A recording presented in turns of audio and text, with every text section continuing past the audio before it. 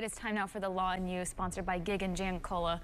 Talking about all the scary things that you'd probably need a lawyer for at some point. Yeah. You guys like some true crime? I'm sure that yes, listen to that on podcasts all the piques your time. interest. I'm like, oh, did you hear about this story? Right. Can you believe how they handled it? But thank goodness you guys don't really deal with that. No. You kind of, I guess, are a little bit on the milder side of things sometimes. Sometimes. It depends on how you take it. Yeah. What types of law do you specialize in? Yeah, so I do most of our estate planning and real estate, some other civil matters. Chris does most of our personal injury, workers' compensation, and Social Security. Okay, but sometimes can get a little hairy in some cases. Of course, people can write in different legal questions here on the show, and they answer them Tuesdays and Thursdays. Chris, this question is all about, you said we've never talked about a phantom driver. Yes. I've never heard of that. This says, okay, I was driving on a mountain road at night.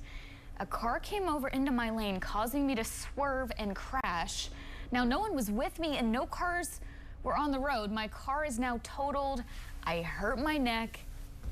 What the heck do I do? Yes, this is called the phantom driver. And I've had a couple of these types of cases in my career. First of all, if you do have this happen to you, call the police immediately. Okay. They have to come out. They have to do an investigation because you might be able to get the tracks off the road. Also, if there's anybody else around, usually there isn't, because again, it seems like these happen a lot at dark, long stretches of the road. Somebody probably was falling asleep and came over, started to come into your lane. You overcorrect, you hit a tree or something like that, hurt yourself, and a lot of times people aren't with you. So you gotta be able to prove to your insurance company that something like that happened and that you didn't accidentally fall asleep and go over. Right. So that's the main thing.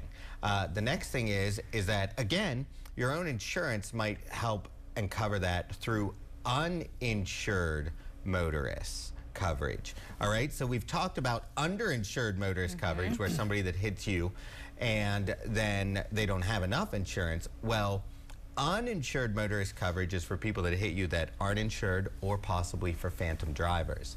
So then you could go after your own insurance company for your injuries, and they would have a duty to review that and then fairly compensate you. Now, here's the problem that I come in with those types of cases and with underinsured motorist cases. You personally don't have enough insurance, because the insurance companies, the insurance agents try to talk you into lower limits. Oh, no, this is gonna lower your premiums. You don't have to worry about this. And then you sign it down to $15,000. Now you get hurt, phantom driver hits you or causes you to get hurt, and now you only have 15 grand and you have a $200,000 injury. There's nothing anybody can do. Ooh. The insurance company says, here's your 15,000. Sorry for your luck that you signed it down. Yeah. I know, you're always telling us, right? Full tort, get the... Yeah, at least get a quote and talk to them about it, because a lot of times you're going to figure out that over the course of 6 months or a year, it's not going to be really that much. You know, they always say like a price of a cup of coffee a day or something along those lines.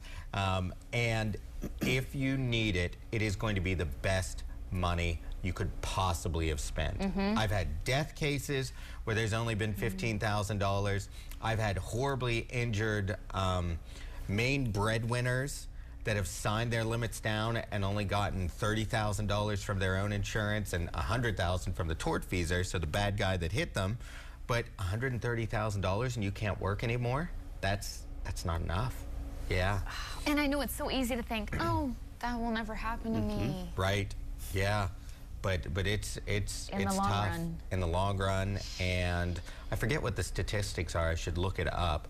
But it used to be that you'd be involved in some sort of accident at least once every 10 years. Now that could just be a fender bender type of deal.